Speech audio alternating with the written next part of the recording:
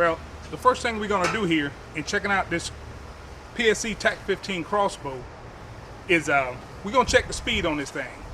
You try to sell somebody a crossbow that goes over 400 feet per second, it pretty much well better do it.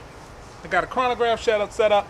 We're gonna check it out today, and that way you'll see for yourself, and we'll see what this thing do.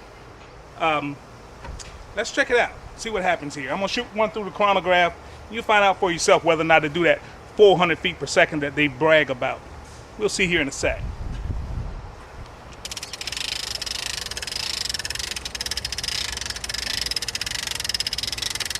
It only takes 12 pounds of pressure to crank this thing. So all I do is just crank it back slowly until it stops. Take the cranking handle off. It's on, you use your same safety with it. I don't want to point it up in the air or anything. On your crossbow.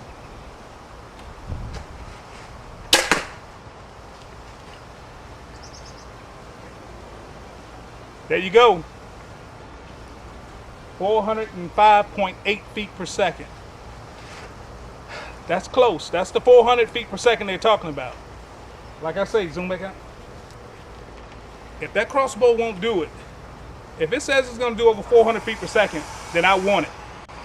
That's what I bought it for, is that 400 feet per second. And I also bought it for this trigger.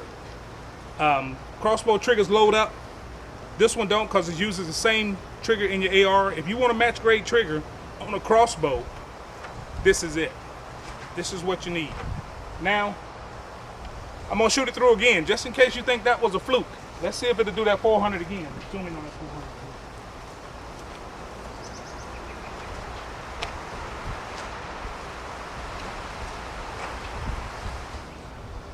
Okay, we got the 400 that time. We're going to shoot it through again, see if we get another 400 out of this thing, over 400 feet per second. Let's see if it does it.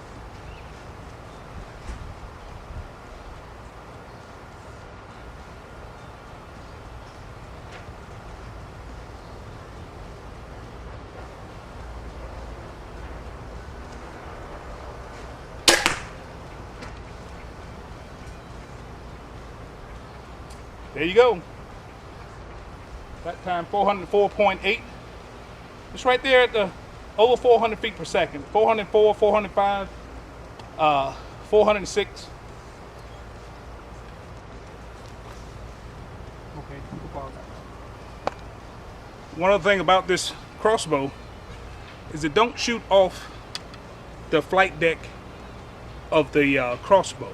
It shoots. It extends from the arrow extends from the whisker biscuit back to the cocking and firing device right here, and this is where it fires from. It's not laying on the deck, so you don't create that friction. It don't rob power from you. This bow has a long stroke. It seems rather long, but the bow is very comfortable to shoot. Can't wait till the hunting season start. Try to harvest a couple of deer with this thing. Accuracy on it is great. I got it sighted in for 50 yards right now. The distance I'm shooting at right now is a little bit too short for me to shoot as much as I want to. I got a laser on this thing. I got a bipod on it, and I have NC Star laser on it. The laser I got set for like 20 yards. The bipod is set for when I get a chance to rest it on something and really do some accurate pinpoint shooting. I can do it with this. The bow is quiet as far as crossbows are concerned. Anytime you have these past parallel limbs like this with this cam and the way the holes are in the riser, they're offset to eliminate a lot of your noise and dampening. It's got string dampeners on it. The bow is very quiet as far as crossbows go. So if you're thinking about buying yourself a decent crossbow, you can't go wrong with this PSE TAC 15 or the TAC 10 or the TAC 15i or the TAC 10i.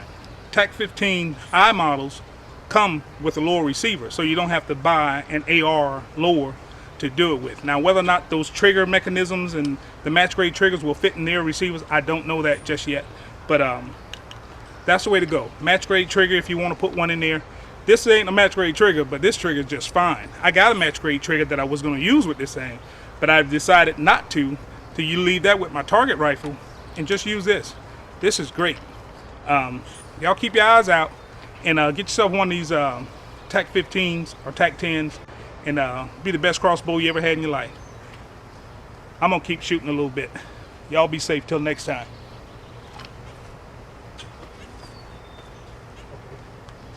You can go ahead and pause it.